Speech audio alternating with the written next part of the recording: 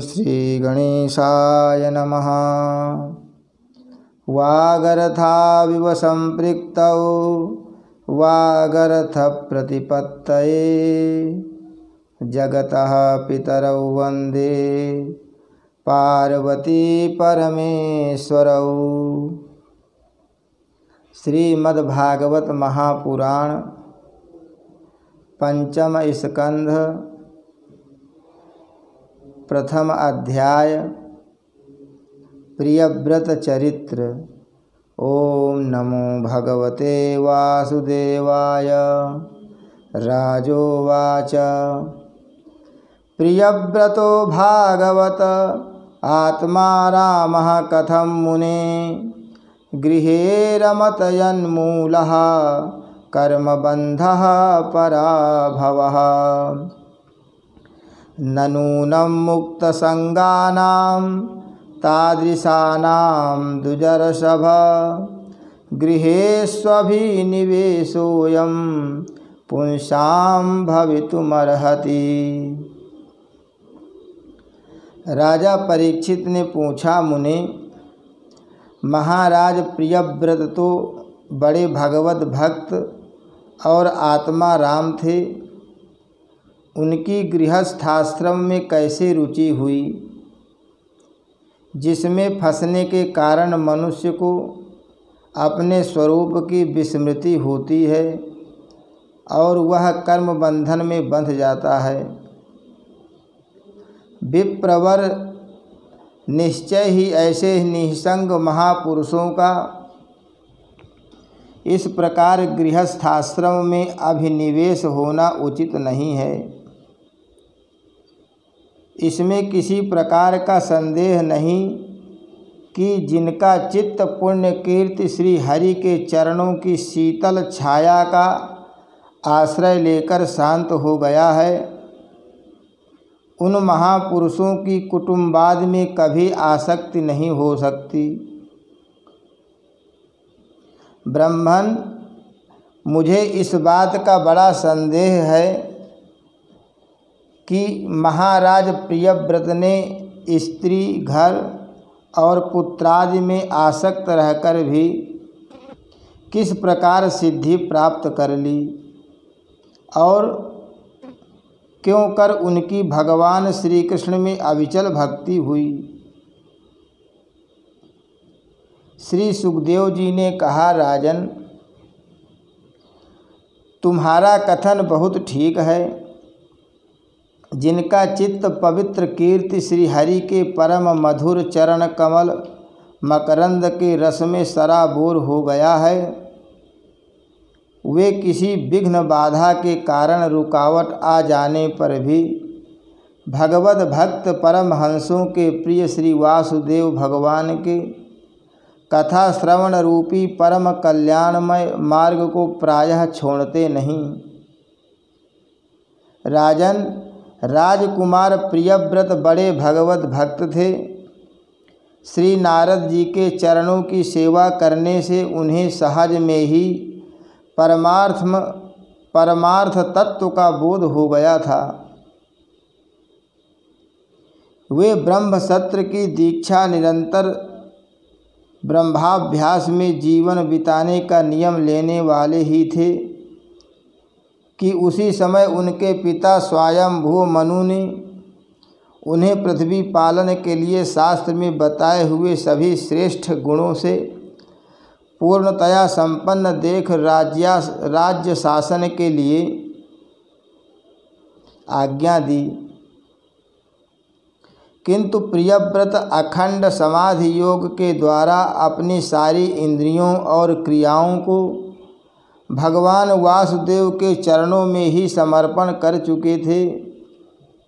अतः पिता की आज्ञा किसी प्रकार उल्लंघन करने योग्य न होने पर भी यह सोचकर कि राज्याधिकार पाकर मेरा आत्मस्वरूप स्त्री पुत्रादि असत प्रपंच से आच्छादित हो जाएगा, राज्य और कुटुंब की चिंता में फंसकर मैं परमार्थ तत्व को प्रायः भूल जाऊंगा। उन्होंने उसे स्वीकार नहीं किया। आदिदेव स्वयंभू भगवान ब्रह्मा जी को निरंतर इस गुणमय प्रपंच की वृद्धि का ही विचार रहता है। वे सारे संसार के जीवों का अभिप्राय जानते रहते हैं। जब उन्होंने प्रियव्रत की ऐसी प्रवृत्ति देखी तब वे मूर्तिमान चारों वेद और मारीच आदि पार्षदों को साथ लिए अपने लोक से उतरे। आकाश में जहाँ तहाँ विमानों पर चढ़े हुए इंद्रादि प्रधान प्रधान देवताओं ने उनका पूजन किया तथा मार्ग में टोलियाँ बांधकर आए हुए सिद्ध गंधर्व साध्य चारण और मुनिजन ने स्तवन किया। इस प्रकार जगह जगह आदर सम्मान पाते हुए साक्षात नक्षत्रनाथ चंद्रमा के समान गंधमादन की घाटी को प्रकाशित करते हुए प्रियव्रत के पास पहुँचे। प्रियव्रत को आत्मविद्या का उपदेश देने के लिए वहाँ नारद जी भी आए हुए थे। ब्रह्मा जी के वहाँ पहुँचने पर उनके वाहन हंस को देखकर देवर्षि नारद जान गए कि हमारे पिता भगवान ब्रह्मा जी पधारे हैं। अतः वे स्वयंभू मनु और प्रियव्रत के सहित तुरंत खड़े हो गए और सबने उनको हाथ जोड़कर प्रणाम किया। परीक्षित, नारद जी ने उनकी अनेक प्रकार से पूजा की और सुमधुर वचनों में उनके गुण और अवतार की उत्कृष्टता का वर्णन किया। तब आदि पुरुष भगवान ब्रह्मा जी ने प्रियव्रत की ओर मंद मुस्कान युक्त दया दृष्टि से देखते हुए इस प्रकार कहा। ब्रह्मा जी ने कहा, बेटा, मैं तुमसे सत्य सिद्धांत की बात कहता हूँ, ध्यान देकर सुनो। तुम्हें अप्रमेय श्री हरि के प्रति किसी प्रकार की दोष दृष्टि नहीं रखनी चाहिए।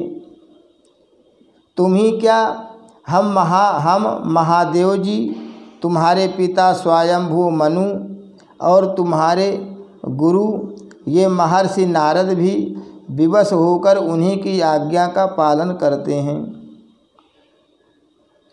उनके विधान को कोई भी देहधारी न तो तप विद्या योग बल या बुद्धि बल से, न अर्थ या अधर्म की शक्ति से और न स्वयं या किसी दूसरे की सहायता से ही टाल सकता है।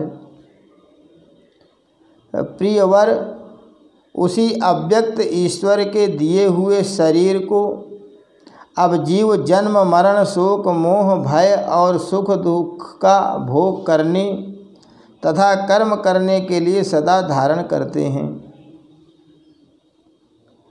हे वत्स, जिस प्रकार रस्सी से नथा हुआ पशु मनुष्यों का बोझ ढोता है, उसी प्रकार परमात्मा की वेदवाणी रूप बड़ी रस्सी में सत्वादि गुण सात्विक आदि कर्म और उनके ब्राह्मणादि वाक्यों की मजबूत डोरी से जकड़े हुए हम सब लोग उन्हीं के इच्छानुसार कर्म में लगे रहते हैं और उसके द्वारा उनकी पूजा करते रहते हैं।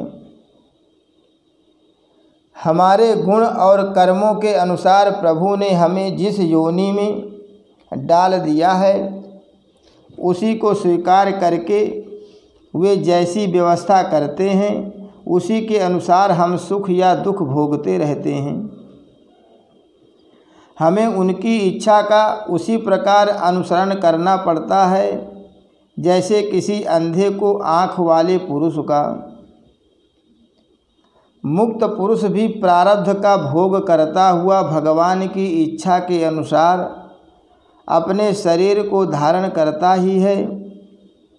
ठीक वैसे ही जैसे मनुष्य की निद्रा टूट जाने पर भी स्वप्न में अनुभव किए हुए पदार्थों का स्मरण होता है, इस अवस्था में भी उसको अभिमान नहीं होता और विषय वासना के जिन संस्कारों के कारण दूसरा जन्म होता है उन्हें वह स्वीकार नहीं करता। जो पुरुष इंद्रियों के वशीभूत है वह वन वन में विचरण करता रहे तो भी उसे जन्म मरण का भय बना ही रहता है, क्योंकि बिना जीते हुए मन और इंद्रिय रूपी उसके 6 शत्रु कभी उसका पीछा नहीं छोड़ते। जो बुद्धिमान पुरुष इंद्रियों को जीतकर अपनी आत्मा में ही रमण करता है उसका गृहस्थाश्रम भी क्या बिगाड़ सकता है। जिसे इन 6 शत्रुओं को जीतने की इच्छा हो वह पहले घर में रहकर ही उनका अत्यंत निरोध करते हुए उन्हें वश में करने का प्रयत्न करे। किले में सुरक्षित रहकर लड़ने वाला राजा अपने प्रबल शत्रुओं को भी जीत लेता है। फिर जब इन शत्रुओं का बल अत्यंत क्षीण हो जाए तब विद्वान पुरुष इच्छानुसार विचार सकता है। तुम यद्यपि श्री कमलनाभ भगवान के चरण कमल की कली रूप किले के आश्रित रहकर इन 6 शत्रुओं को जीत चुके हो तो भी पहले उन पुराण पुरुष के दिए हुए भोगों को भोगो। इसके बाद निःसंग होकर अपने आत्मस्वरूप में स्थित हो जाना। श्री सुखदेव जी कहते हैं, जब त्रिलोकी के गुरु श्री ब्रह्मा जी ने इस प्रकार कहा तो परम भागवत प्रियव्रत ने छोटे होने के कारण नम्रता से सिर झुका लिया और जो आज्ञा ऐसा कहकर बड़े आदर पूर्वक उनका आदेश सिरोधार्य किया। तब स्वयंभू मनु ने प्रसन्न होकर भगवान ब्रह्मा जी की विधिवत पूजा की। इसके पश्चात वे मन और वाणी के अविषय अपने आश्रय तथा सर्व व्यवहारातीत परब्रह्म का चिंतन करते हुए अपने लोक को चले गए। इस समय प्रियव्रत और नारद जी सरल भाव से उनकी ओर देख रहे थे।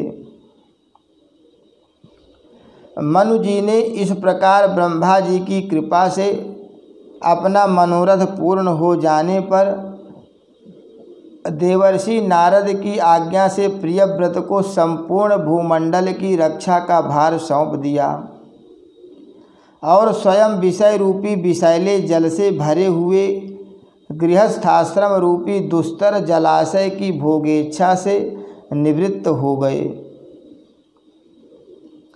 अब पृथ्वीपति महाराज प्रियव्रत भगवान की इच्छा से राज्यासन के कार्य में नियुक्त हुए, राज्य शासन के कार्य में नियुक्त हुए, जो संपूर्ण जगत को बंधन से छुड़ाने में अत्यंत समर्थ है। उन आदि पुरुष श्री भगवान के चरण युगल का निरंतर ध्यान करते रहने से यद्यपि उनके रागादि सभी मल नष्ट हो चुके थे और उनका हृदय भी अत्यंत शुद्ध था, तथापि बड़ों का मान रखने के लिए वे पृथ्वी का शासन करने लगे। तदनंतर उन्होंने प्रजापति विश्वकर्मा की पुत्री बरहिसमती से विवाह किया। उससे उनके 10 पुत्र हुए। वे सब उन्हीं के समान शीलवान, गुणी, कर्मनिष्ठ, रूपवान और पराक्रमी थे। उनसे छोटी ऊर्जस्वती नाम की एक कन्या भी हुई। पुत्रों के नाम आग्नेध्र, इधमजिह्व, यज्ञबाहु, महावीर, हिरण्यरेता, घृतपृष्ठ, सवन, मेधातिथि, वीतिहोत्र और कवि थे। वे सब नाम अग्नि के भी हैं। इनमें कवि, महावीर और सवन ये 3 नैष्ठिक ब्रह्मचारी हुए। इन्होंने बाल्यावस्था से आत्मविद्या का अभ्यास करते हुए अंत में संन्यास आश्रम ही स्वीकार किया। इन निवृत्तिपरायण महर्षियों ने संन्यास आश्रम में ही रहते हुए समस्त जीवों के अधिष्ठान और भवबंधन से डरे हुए लोगों को आश्रय देने वाले भगवान वासुदेव के परम सुंदर चरणार बिंदों का निरंतर चिंतन किया। उससे प्राप्त हुए अखंड एवं श्रेष्ठ भक्ति योग से उनका अंतःकरण सर्वथा शुद्ध हो गया और उसमें श्री भगवान का आविर्भाव हुआ। तब देहादि उपाधि की निवृत्ति हो जाने से उनकी आत्मा की संपूर्ण जीवों के आत्मभूत प्रत्यगात्मा में एक ही भाव से स्थित हो गई। महाराज प्रियव्रत की दूसरी भार्या से उत्तम, तामस और रैवत ये 3 पुत्र उत्पन्न हुए जो अपने नाम वाले मनवंतरों के अधिपति हुए। इस प्रकार कवि आदि 3 पुत्रों के निवृत्तिपरायण हो जाने पर राजा प्रियव्रत ने 11 अर्बुद वर्षों तक पृथ्वी का शासन किया। जिस समय वे अपनी अखंड पुरुषार्थमयी और वीर्यशालिनी भुजाओं से धनुष की डोरी खींचकर टंकार करते थे, उस समय डर के मारे सभी धर्मद्रोही न जाने कहाँ छिप जाते थे। प्राणप्रिया बर्हिष्मती के दिन दिन बढ़ने वाले आमोद प्रमोद और अभ्युत्थानादि क्रीड़ाओं के कारण तथा उसके स्त्री जनोचित हाव भाव लज्जा से संकुचित मंदहास्य युक्त चितवन और मन को भाने वाले विनोद आदि से महामना प्रियव्रत विवेकहीन व्यक्ति की भांति आत्मविस्मित से होकर सब भोगों को भोगने लगे, किंतु वास्तव में ये उनमें आसक्त नहीं थे।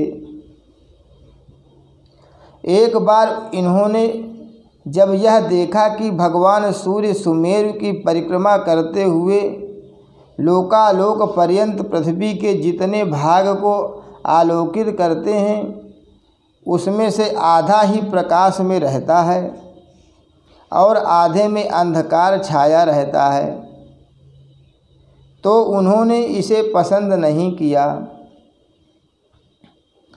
तब उन्होंने यह संकल्प लेकर कि मैं रात को भी दिन बना दूंगा, सूर्य के समान ही वेगवान एक ज्योतिर्मय रथ पर चढ़कर द्वितीय सूर्य की ही भांति उनके पीछे पीछे पृथ्वी की 7 परिक्रमाएं कर डाली।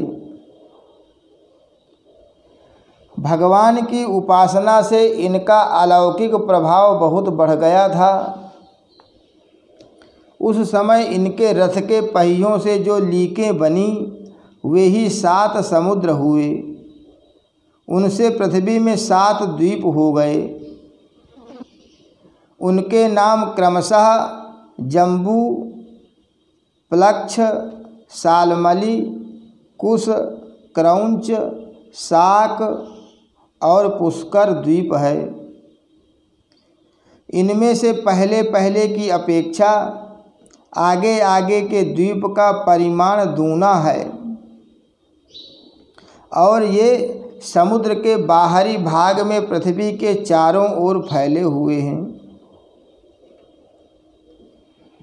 7 समुद्र क्रमशः खारे जल, ईख के रस, मदिरा, घी, दूध, मट्ठे और मीठे जल से भरे हुए हैं। ये 7 द्वीपों की खाइयों के समान हैं और परिमाण में अपने भीतर वाले द्वीप के बराबर है। इनमें से एक एक क्रमशः अलग अलग 7 द्वीपों को बाहर से घेर कर स्थित है। इनका क्रम इस प्रकार समझना चाहिए। पहले जम्बू द्वीप है, उसके चारों ओर क्षार समुद्र है। वह प्लक्ष द्वीप से घिरा हुआ है, उसके चारों ओर ईख के रस का समुद्र है। उसे सालमली द्वीप घेरे हुए है। उसके चारों ओर मदिरा का समुद्र है। फिर कुशद द्वीप है, वह घी के समुद्र से घिरा हुआ है। उसके बाहर क्रौंच द्वीप है, उसके चारों ओर दूध का समुद्र है। फिर साकत द्वीप है, उसे मट्ठे का समुद्र घेरे हुए है। उसके चारों ओर पुष्कर द्वीप है, वह मीठे जल के समुद्र से घिरा हुआ है।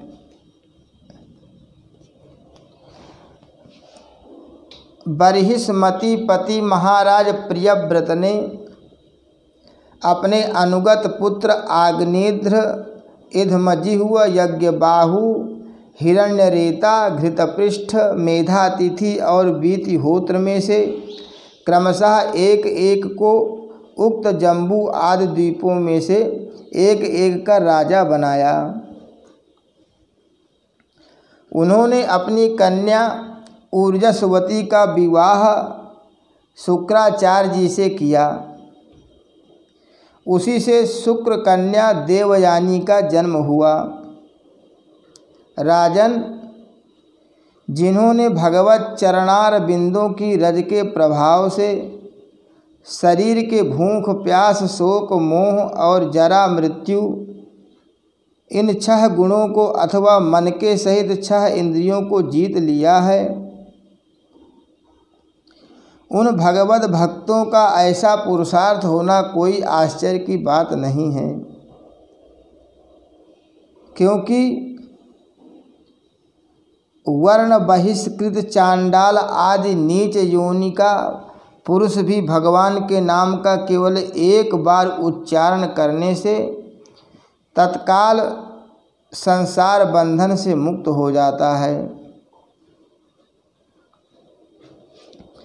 इस प्रकार अतुलनीय बल पराक्रम से युक्त महाराज प्रियव्रत एक बार अपने को देवर्षि नारद के चरणों की शरण में जाकर भी पुनः दैववश प्राप्त हुए प्रपंच में फंस जाने से अशांत सा देख मन ही मन विरक्त होकर इस प्रकार कहने लगे, ओह बड़ा बुरा हुआ, मेरी विषय लोलुप इंद्रियों ने मुझे इस अविद्या जनित विषम विषय रूप अंधकूप में गिरा दिया।